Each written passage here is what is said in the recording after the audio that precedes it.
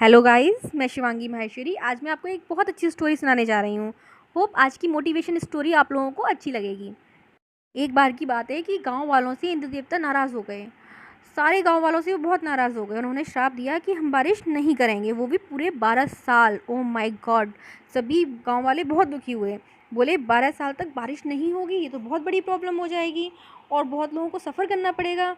अब बारिश नहीं होगी, फसल नहीं होगी, अनाज नहीं होगा, खाएंगे क्या, कमाएंगे क्या? जब उन्होंने ये चीज़ देखी तो वो निराश हो गए। उन्होंने इंद्र देवता से प्रार्थना की कि उन्हें माफ़ कर दें, उनसे गलती हो गई। लेकिन उन्होंने कहा कि ठीक है, मैं तुम्हें एक रिलैक्सेशन दे सकता हूँ कि अगर शिव जी डमरू बजाएंगे तो ही बारिश होगी। अब इंद्र देवता ने शिव जी से तो पहले ही कह रखा था कि आपको डमरू नहीं बजाना है, मैं बहुत गुस्सा चल रहा हूँ गाँव वालों से। तो शिव जी ने भी कह दिया कि ठीक है, मैं डमरू नहीं बजाऊँगा।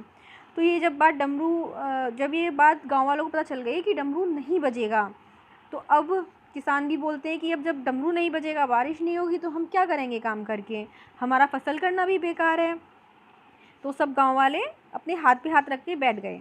लेकिन सिर्फ एक किसान ऐसा था कि जो अपना प्रतिदिन अपने काम पर जाता था और जैसे कि पहले वो हल चलाता था, खेत जोतता था, फसल करता था, वो बिल्कुल वही पहले की तरह काम करता था। उसको देखकर सारे गांव वाले उसका मजाक बनाते थे, सब हंसते थे कि देखो, इसको पता है कि बारिश नहीं होगी फिर भी ये काम कर रहा है। वो बहुत आराम से, बहुत प्यार से कहता था कि मैं तो अपना काम कर रहा हूँ बस। जब 2-3 साल बीत गए, लगातार बारिश नहीं हुई, तो वो जो किसान था वो फिर भी काम करने के लिए गया। तब शिवजी ने पार्वती जी को दिखाया कि देखो, ये आदमी प्रतिदिन काम करने आता है और जबकि इसको पता है बारिश नहीं होगी, डमरू नहीं बजेगा, ये फिर भी काम करता है। तो पार्वती जी ने एक बहुत अच्छी बात कही। उन्होंने कहा कि आप जानते हैं कि ये क्यों काम करने आता है यहाँ? उन्होंने पूछा क्यों? तो उन्होंने बोला कि ये काम पर इसलिए आता है जिससे कि ये हल चलाना ना भूल जाए, खेत जोतना ना भूल जाए, कहीं ऐसा ना हो कि ये अपनी फसल करना ही भूल जाए। 12 साल बहुत होते हैं, कि कहीं ऐसा तो नहीं है कि आप भी डमरू बजाना भूल गए हो, क्योंकि आप डेली बजाते थे, अब आपने कितने टाइम से नहीं बजाया है, 3-4 साल से। अब ये तो बहुत बड़ी विडम्बना थी। शिव जी सोच में पड़ गए। उन्होंने डमरू उठाया और बजाना स्टार्ट किया। अब जब भाई डमरू बज गया तो अब बारिश भी हो गई। शिव जी बोले कि देखो, मुझसे तो डमरू बज रहा है, मैं तो नहीं भूला।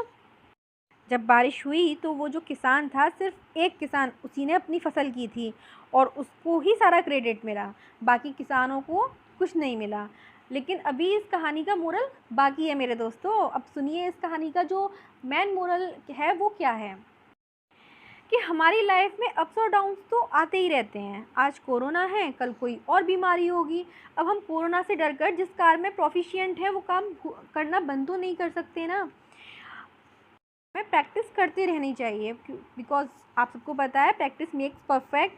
अब कोरोना की वजह से लॉकडाउन है, जितना भी चले बस हमें प्रैक्टिस करते रहना है, हमें कार्य करते रहना है, चाहे हम पढ़ रहे हैं या हम कोई काम कर रहे हैं, लेकिन हमें अपने उस काम को रोकना नहीं है।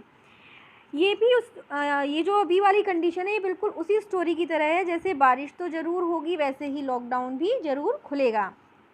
जैसे हम पहले पढ़ते थे, काम पर जाते थे, सब काम करते थे, लॉकडाउन के बाद भी बिल्कुल वैसा ही होना है। लेकिन बस आप लोगों को एक बात का ध्यान रखना है कि आपका जो कार्य है, कहीं आप ऐसा ना हो कि वो भूल जाएं। मुझे उम्मीद है आप लोगों को ये स्टोरी बहुत पसंद आई होगी। Thank you.